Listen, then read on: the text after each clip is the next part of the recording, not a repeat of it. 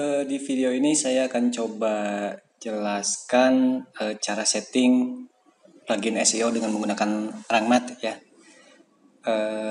Untuk saat ini plugin Rangmat merupakan salah satu plugin favorit saya untuk pengaturan SEO di blog WordPress. Kenapa saya pilih Rangmat? Karena fiturnya itu banyak banget, kemudian gratis ya. Jadi berbeda dengan Yoast Yoast SEO yang sekarang untuk mendapatkan beberapa fitur yang dibutuhkan itu harus berbayar, tapi di Rangmat itu masih gratis untuk saat ini. Dan kayaknya lebih enak aja menunya kalau buat saya pribadi. Jadi untuk Anda yang membutuhkan panduan atau sedikit panduan atau penjelasan tentang cara setting menggunakan Rangmat, bisa coba tonton video ini aja. Pertama, seperti biasa kita install dulu Rangmatnya.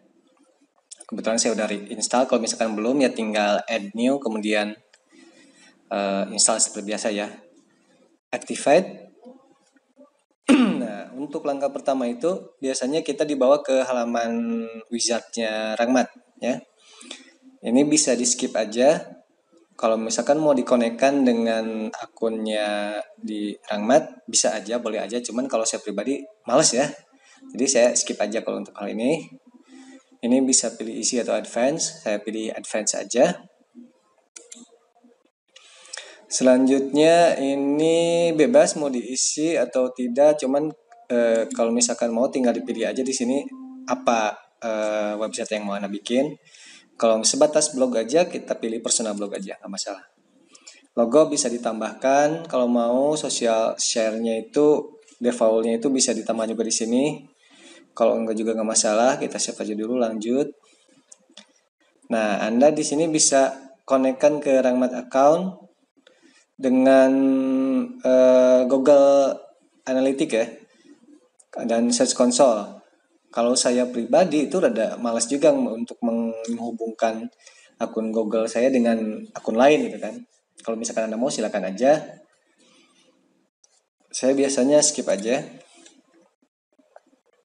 Nah, selanjutnya untuk sitemap, kita bisa setting langsung di sini garis besarnya.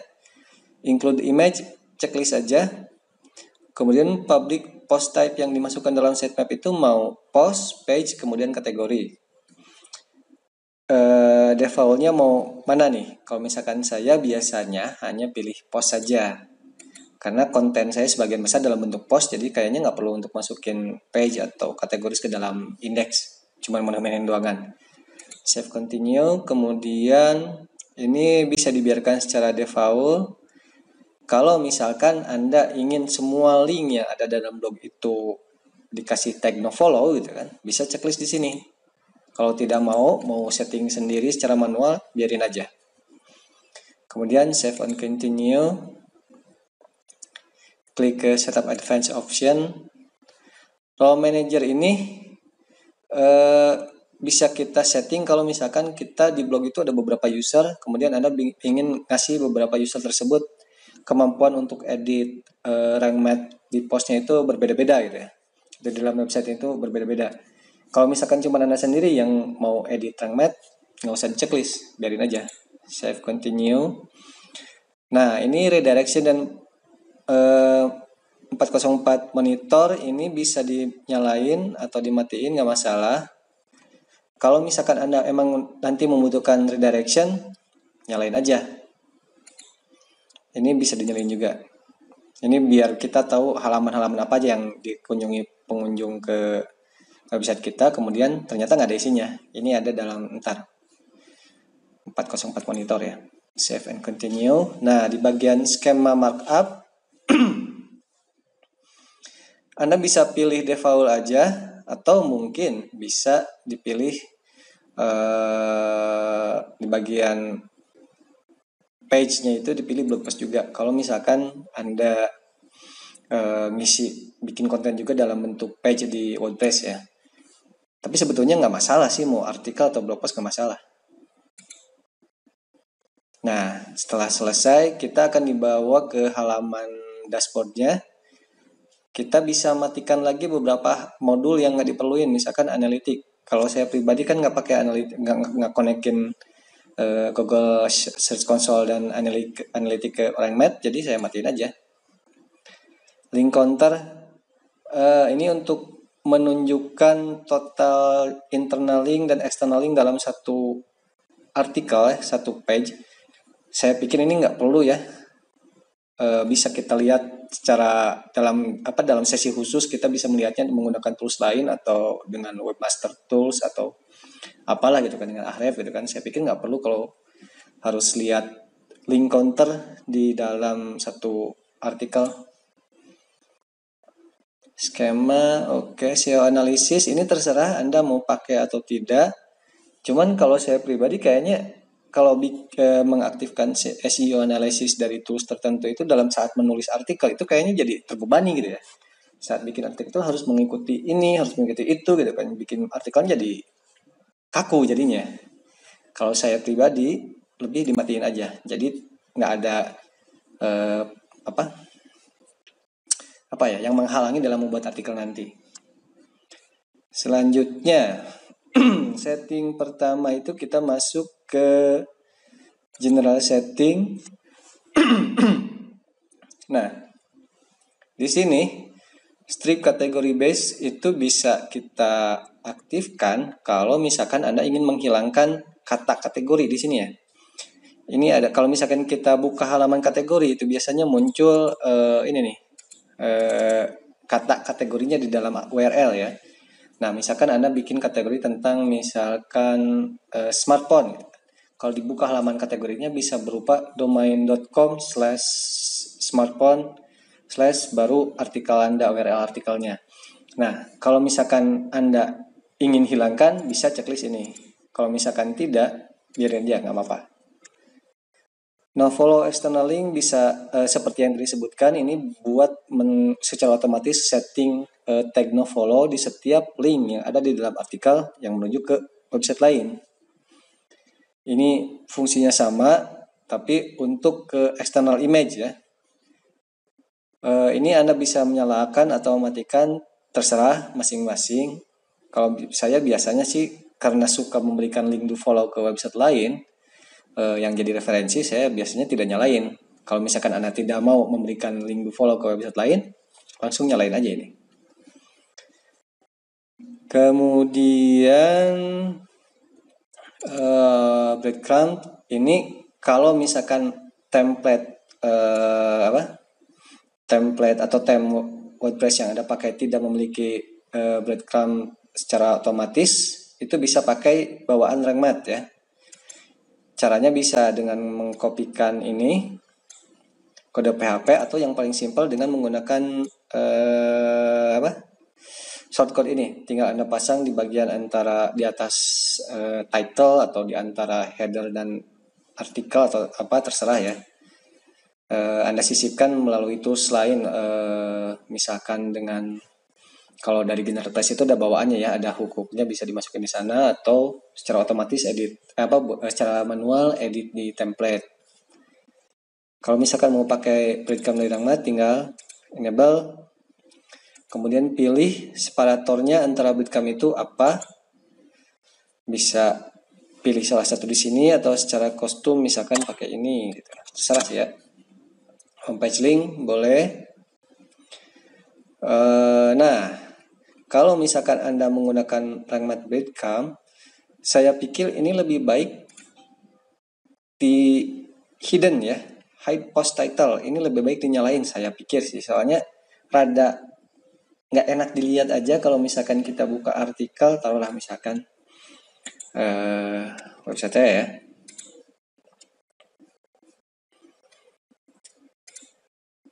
Nah, di sini ada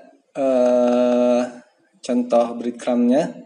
Kalau misalkan kita nyalain ya tidak di checklist ini, biasanya ini si title ini nanti muncul juga di sini /title, di sini jadi panjang gitu kan. Kita bisa hide aja, jadi yang muncul cukup dengan home dan kategorinya aja. Jadi lebih rapi terlihat gitu ya. Nah, kalau misalkan udah oke, tinggal save aja. Selanjutnya di bagian Webmaster Tool. Ini udah jelas ya, kita tinggal masukkan kode verifikasi ke dalam kolom yang ada tersedia di sini, kemudian tinggal save. Nah, di bagian ini biarkan default aja, nggak masalah. Ini bisa dipakai untuk edit robots.txt dari WordPress. HT-access juga bisa dipakai kalau misalkan mau edit file HT-access. Ini bisa dibiarkan default aja, redirection juga bisa Anda biarkan default aja, nggak masalah. Nah, kalau misalkan Anda kadang suka edit URL ya, udah bikin post kemudian tiba-tiba salah nih, udah sekian lama postnya udah live, tiba-tiba aduh URL-nya kayaknya salah nih, mau diedit. Nah, kita bisa pakai auto post redirect di sini.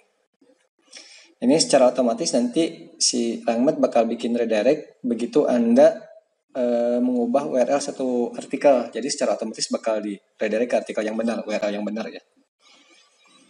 Kalau sudah tinggal save aja. Nah, sekarang tinggal ke bagian titles dan meta. Bagian ini bisa dibiarkan default aja index ya. Separator karakter bisa terserah mau pilih yang mana atau dibiarkan default, nggak masalah. Capitalized title itu biar huruf awalnya itu jadi huruf besar ya. Dalam setiap title atau judul artikel itu jadi huruf besar awalnya. Ini biar terlihat lebih rapi aja. Jadi Anda bisa nyalakan. Ini bisa diisi atau dibiarkan default, nggak masalah. Nah, capitalized title itu hanya muncul untuk title yang ada dalam yang ada di Google ya. Jadi yang meta title maksudnya itu, bukan title di dalam artikelnya sendiri. Selanjutnya local SEO. Kalau misalkan Anda punya bisnis lokal, misalkan jualan servis atau jasa atau apa gitu kan, ingin memunculkan data Anda, bisa pakai bisa isi di kolom ini ya, nama, logo, URL, kemudian kalau misalnya organisasi tinggal masukin. Nanti setelah di save, Anda bisa pakai shortcode ini untuk memunculkan data yang udah dimasukin ke dalam artikel atau ke halaman tertentu di mana aja, bebas ya. Sosial meta ini bisa dimasukin untuk entitas yang berhubungan dengan blog kita. Jadi Facebook URL-nya apa, kemudian Twitter-nya apa, bisa masukin ke sini. Oke, selanjutnya kita masuk ke title-nya. Homepage title. Nah, ini bisa Anda setting di sini secara default seperti ini. Yang nantinya ini bakal ngambil dari setting yang ada di general ini. Atau bisa Anda isi sendiri. Kalau saya biasanya isi sendiri aja sih. Misalkan apalah ya.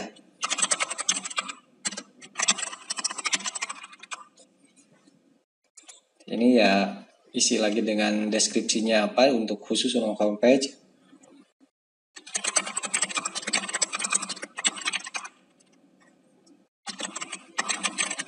Apalah ya gitu. Yang contoh aja ya.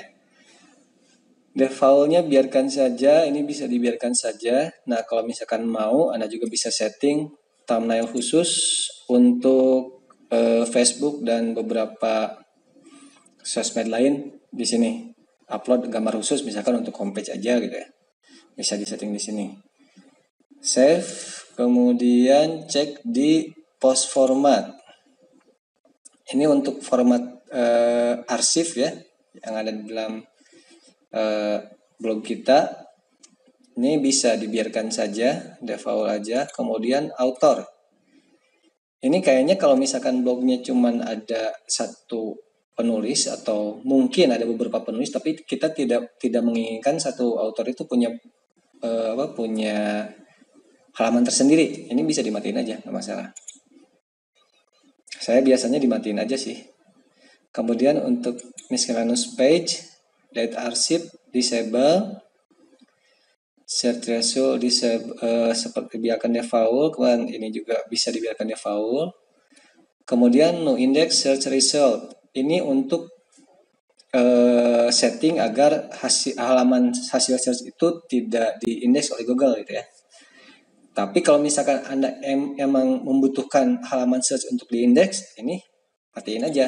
Misalkan di kasusnya itu misalkan Anda bikin blog AGC atau apa ya, AGK atau sejenisnya yang automatic generate content gitu ya, dan menggunakan halaman search, bisa pakai ininya bisa dimatiin biar halaman searchnya terindeks. Kemudian kalau untuk blog biasa ini dinyalain aja. Selanjutnya no index paginated page, ini saya biasanya nyalain ini untuk menghindari page 2, page 3, page 4 yang selanjutnya itu ke indeks di Google. Ini biasanya itu nggak berguna ya indeks seperti itu, cuman menuhin indeks aja tapi nggak ada visitornya. Jadi saya pikir buat apa gitu kan, lebih baik hilangin aja, nggak masalah. Kemudian ini untuk arsip subpage, ini misalkan halaman kategori satu, halaman kategori HP satu, halaman kategori HP 2, 3 sama seperti yang ini bagian page yang di atas, cuman di halaman indeks seperti kategori dan tag. Ini saya matiin juga. Ini bisa dinyalain juga, saya pikir.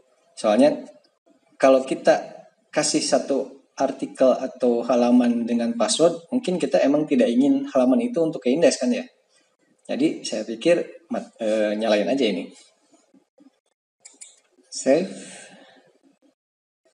Kemudian untuk post. Nah, untuk single post kita bisa setting seperti default seperti ini. Jadi ini title artikelnya, kemudian ditambah dengan separator ini, tanda ini. Kemudian ini adalah diambil dari setting general ya. Atau Anda bisa setting gini aja, cukup dengan title aja. Nah, ini sebetulnya tergantung kebutuhan aja sih ya. Kalau saya pribadi lebih seperti ini setting defaultnya. Nanti kalau di artikel-artikel tertentu bisa kita setting tambahan. Nah, contohnya beberapa pilihan yang bisa Anda pakai untuk di single post title itu ada di sini. Ini separatornya search query, misalkan mau masukin search query, ini cuman cuman bisa dipakai kalau search query itu cuman bisa dipakai di setting ini search result tadi ya, yang ini baru bisa pakai pilihan search query. Kalau untuk post nggak bisa. Bisa Anda pilih bisa Anda pilih dari berbagai pilihan yang ada di sini ya. Cuman untuk defaultnya biasanya saya seperti ini aja.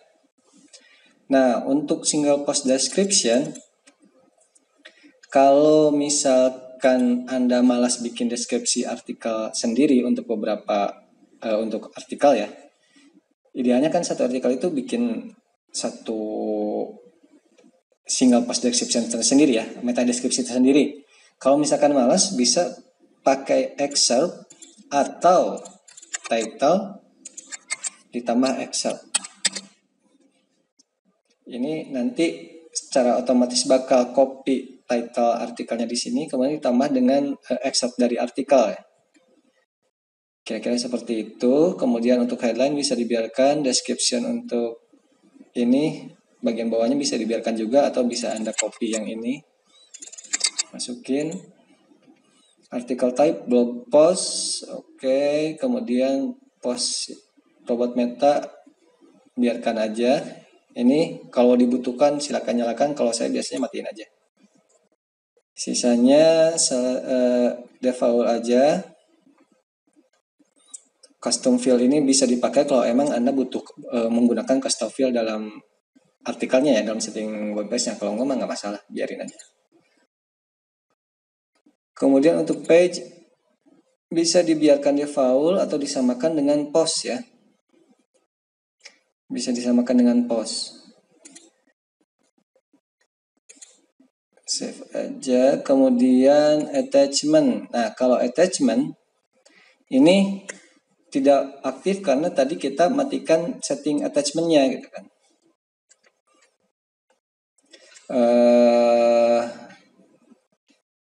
Kalau misalkan Anda bikin website wallpaper yang pakai attachment, kita bisa nyalain dulu.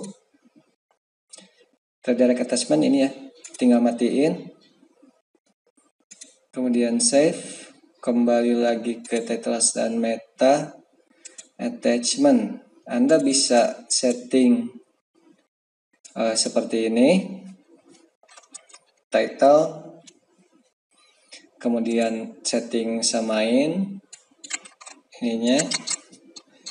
Ini biasanya saya pakai untuk kalau pakai wallpaper yang pakai halaman attachment ya. Kemudian schema type. Nah ini yang kadang saya pikir ini ada efeknya juga untuk kemudahan ranking dari satu artikel ya.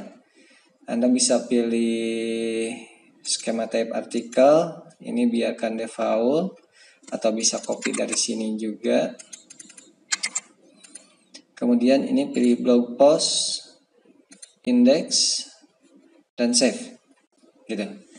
Ini setting ini saya pakai kalau misalkan saya bikin halaman attachment di blog wallpaper atau blog yang emang pakai halaman attachment. Kalau misalkan Anda blognya biasa aja, blog standar, ini nggak usah dipakai. Dan jangan lupa untuk matikan redirect attachment-nya. Kalau di blog biasa ya, nyalain redirect attachment-nya. Jadi nanti setiap image yang di upload itu nggak punya halaman, nggak muncul, nggak ke index halaman attachment-nya. Oke, selanjutnya di kategoris pada dasarnya sama aja dengan di bagian post, tag juga sama aja. Untuk kategori, kalau misalkan Anda tidak mau terindeks di Google, tinggal checklist ini, no index, save. Jadi nanti kategorinya secara otomatis nggak bakalan keindeks oleh Google dan search engine lain. Selanjutnya ke sitemap setting. Di sini Anda bisa setting jumlahnya mau berapa per sitemap, misalkan maksimal 1000 ya, nggak masalah. Atau misalkan mau dipecah-pecah jadi 500 atau mungkin default 200 seperti awalnya. Fitur image mau dimasukin atau tidak silakan. Kemudian kalau misalkan ada artikel yang tidak mau Anda masukkan ke dalam sitemap, tinggal masukin ke sini ID-nya ya, bukan URL-nya tapi ID-nya. Kemudian term juga kategori atau tag yang tidak mau masuk ke sitemap bisa dimasukin ke sini juga. Ini checklist aja, kemudian save. Nah, ini selanjutnya ini bisa dibiarkan default. Anda bisa pilih apa aja yang mau dimasukin ke sitemap di sini ya. Post pastinya dimasukin, kemudian page mau dimasukin atau tidak tinggal nyalain aja. Attachment mau dimasukin atau tidak nyalain juga. Kategori juga sama, tag juga sama gitu ya. Kemudian kalau selesai save. Selesai sih sebetulnya untuk dasarnya itu seperti itu aja settingnya itu, nggak perlu banyak ribet-ribet sebetulnya, cuman gitu aja udah cukup ya. Tinggal beberapa fitur lainnya, misalkan monitor ini 404 monitor ini untuk melihat halaman apa yang diakses oleh visitor tapi nggak ada isinya gitu. Itu bisa berasal dari link yang mati atau apalah gitu ya. Redirection ini misalkan Anda mau bikin redirect dari satu URL ke URL lain, bisa dibikin di sini. Anda tinggal add new, kemudian nanti muncul pilihannya. Status dan tools ini dipakai untuk setting khusus aja ya, setting tertentu aja. Misalkan Anda ingin pakai rank math seri sebelumnya gitu ya, karena mungkin yang ini error atau apalah gitu kan. Anda bikin mau downgrade ke versi sebelumnya, tinggal pilih di sini install version ini, checklist gitu ya. Kemudian beta opt-in ini lebih baik dimatiin aja, auto update bisa dinyalain atau dimatikan. Kalau dinyalain nanti si pluginnya secara otomatis update sendiri kalau ada update terbaru, atau dimatikan aja. Saya biasanya matiin aja sih, update-nya manual. Database tool ini untuk clear semua, untuk membersihkan database dari rank math. Sistem status seperti ini ya, untuk melihat sistem dari blog yang kita pakai, import ekspor. Ini bisa dipakai untuk mengekspor setting yang udah kita buat untuk dipakai ke TankMate di blog lain gitu ya. Atau masukin importnya juga di sini. Kira-kira itu aja sih secara garis besarnya mah. Sekarang mungkin ada sedikit trik yang bisa dipakai ya. Yang pertama dari redirection. Redirection ini bisa Anda gunakan untuk memindahkan satu URL ke URL lain di dalam blog yang sama, atau kita memindahkan URL di blog kita ke URL lain yang ada di tempat lain gitu ya, ke URL yang ada di tempat lain. Misalkan saja kalau misalkan antar URL dalam blog yang sama itu mungkin lebih jelas, udah jelas ya. Kita cuma mindahin satu URL satu artikel tertentu ke artikel lain, itu udah jelas ya. Tapi masih dalam satu blog gitu. Nah, kalau misalkan Anda mau pasang link affiliate, kemudian link affiliate-nya itu mau kita umpetin gitu ya, biar nggak kelihatan, biar nggak panjang. Kita bisa pakai redirection juga. Add source URL misalkan kayak gini. Ini bebas ya, Anda bisa bikin terserah URL-nya seperti apa. Bebas mau pakai ini saya cuma pakai gini aja biar iseng aja ya, kayak gini aja. Kemudian pilih exact, kemudian URL-nya apa? Tinggal masukin ke sini. URL affiliate-nya masukin ke sini, kemudian add redirection. Misalkan saja URL-nya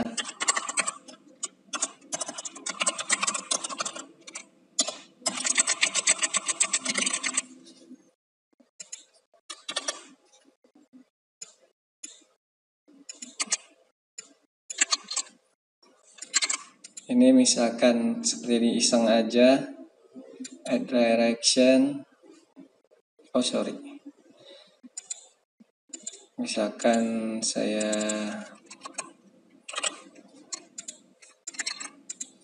iseng bikin seperti kalau nggak bisa.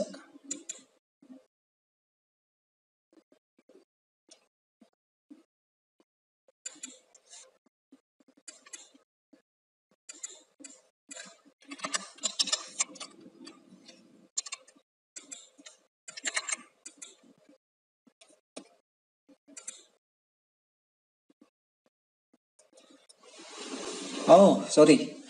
Saya lupa. Ternyata errornya itu karena saya pakai ini ya, subdomain.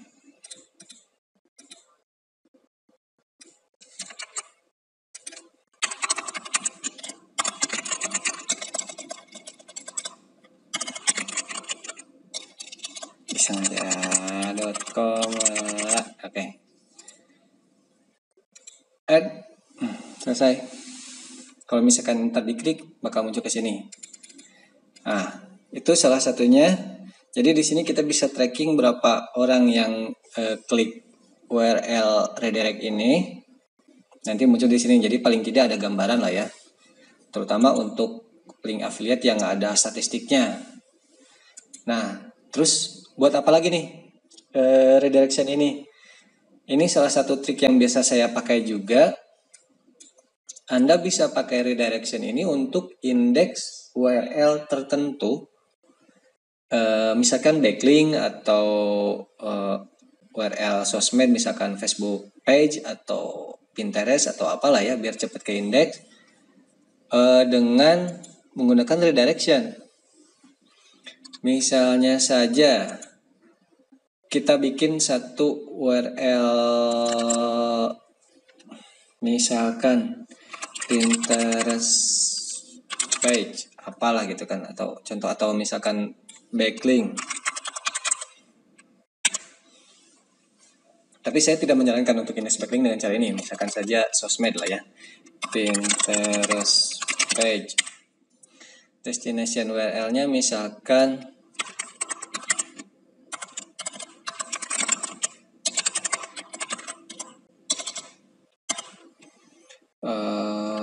saya atau apalah ya, gitu kan, misalkan page kita di Pinterest. Tinggal add redirection. Nah, nanti si URL ini kita bisa masukin ke Search Console, kemudian di fetch, kemudian di index ya. Biasanya itu lebih cepat ke indeks kalau dengan cara ini. Nah, kalau misalkan Anda misalkan kondisinya seperti sekarang ya, si Google Search Console lagi matiin fasilitas untuk indeks URL baru, kita bisa dengan cara lainnya, kita bikin satu artikel dulu, di post, kemudian baru di redirect dengan cara ke tujuan yang kita pengen indeks gitu ya. Kenapa di post dulu? Biar ada dalam sitemap.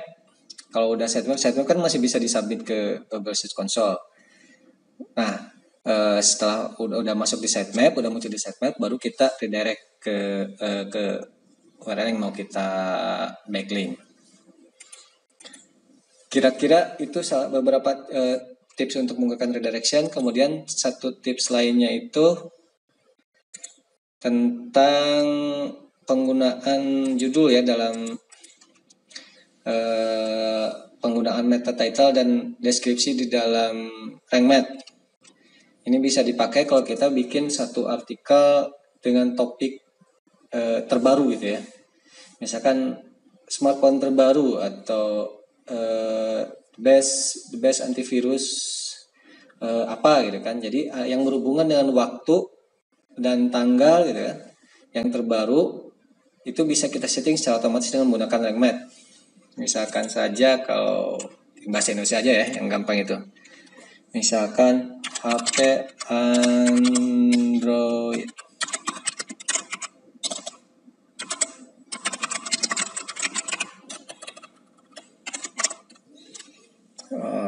Kita misalkan saya isi dengan lorem ipsum aja. Nah, Anda bisa isi di ini sesuai keinginan. HP Android terbaru apalah gitu, terserah gitu kan.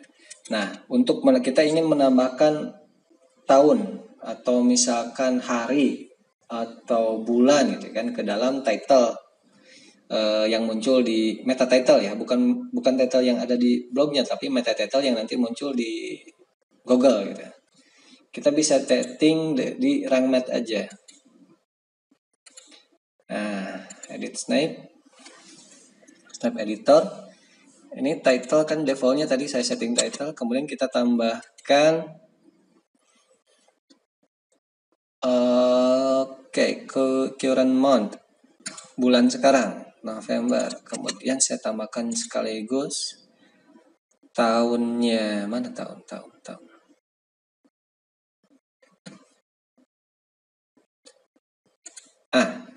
Nah, nanti di Google-nya secara otomatis muncul seperti ini. Kemudian kita bisa copy, masukin ke sini, baru dengan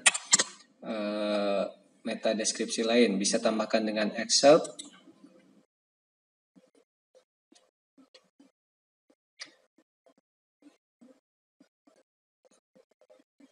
Post excerpt. Oke. Bisa dengan excerpt seperti ini, atau mungkin kita bikin sendiri, gitu kan?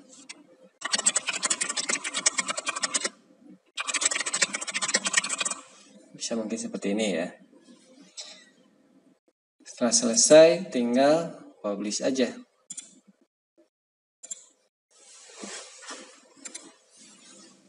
Ini nanti bisa terlihat di judulnya ya, di browser. Nah, ini bisa dipakai kalau kita emang bikin konten-konten yang tipenya membahas sesuatu hal yang terbaru dan kita ingin secara otomatis terus-terusan muncul atau menyesuaikan dengan waktu terbaru. Nah, ada tapinya. Kalau misalkan Anda bikin konten dengan format seperti tadi, kemudian pakai plugin cache seperti Fastest Cache atau Super Cache atau sejenisnya, itu harus minimal sebulan sekali itu clear cache ya. Jadi biar ininya di fetch yang terbaru, kemudian di cache yang terbaru lagi sih judulnya, menyesuaikan dengan waktu. Oke, kira-kira seperti itu untuk setting Rangmat. Kalau misalkan kurang jelas atau mungkin terburu-buru atau nggak jelas, silakan dituliskan di komen aja ya. Saya coba nanti jawab lebih detail di sana, atau mungkin bisa lihat artikel saya tentang setting Rangmat di blog ya. Terima kasih dan semoga berguna untuk Anda.